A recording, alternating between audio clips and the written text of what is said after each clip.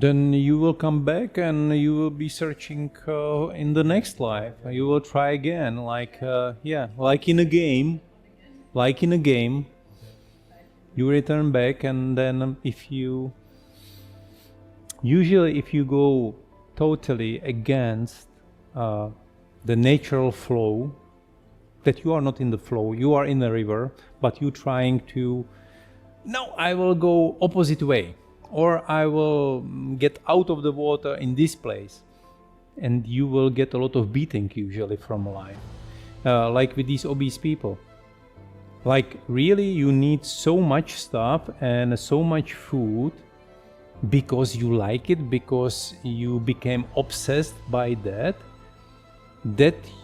okay, you can do that, no, probably if you have money for it and if you can pay for it, why not do it?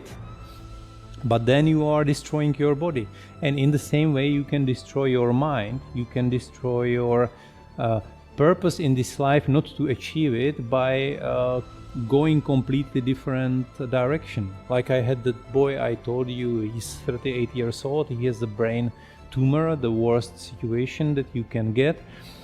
And after 4 or 5 months discussions with him and meditations and explaining him the concepts, we just realized that he never lived like a minute of his life by his own. He just take over all the patterns that his father wants from him, and from father's life that he wasn't able to fulfill, he handed over on his son. You need to be a doctor, you will take over my practice and my clients, you will live here in this city, you will have a wife, and you will live the life that I wanted. And he took it over together with all the fears of the father. His biggest fear was that he will get the brain tumor, because he saw it in some clients. That is the worst thing that he would ever want. And he was going every year for some scans to check whether he already got it. He felt that he is already ill. The day that boy, his son, decided that, okay, I will do it, I will take over, he got the brain tumor. He took the whole shadow, the unconscious things, the patterns from his father to himself, including that fears, and it was promoted in his illness. But you can't teach it, you can't explain it to someone who is not open-minded to understand that, okay, come on, you haven't been living a minute of your life just for yourself. Even if he goes to the nature with the dog or riding the bicycle, he always checking the time and intensity, and he's comparing himself with someone. He's not doing it because he likes it. He does all the things because the other people would probably expect it from him, or he thinks so. Even when we were in the worst situation, I told him, why you want to go for the chemical treatment if you don't believe it? He was explaining, I don't believe it anymore, and this Western type, and he was a doctor, like, come on. And he said, no, you know that these things are not functioning, probably it will destroy my brain, and this will be bad, but I'm starting in 2 weeks. I said, and why you go there? I can't tell you go there or not, it's your decision, but if you believe it will help you, it will probably help you.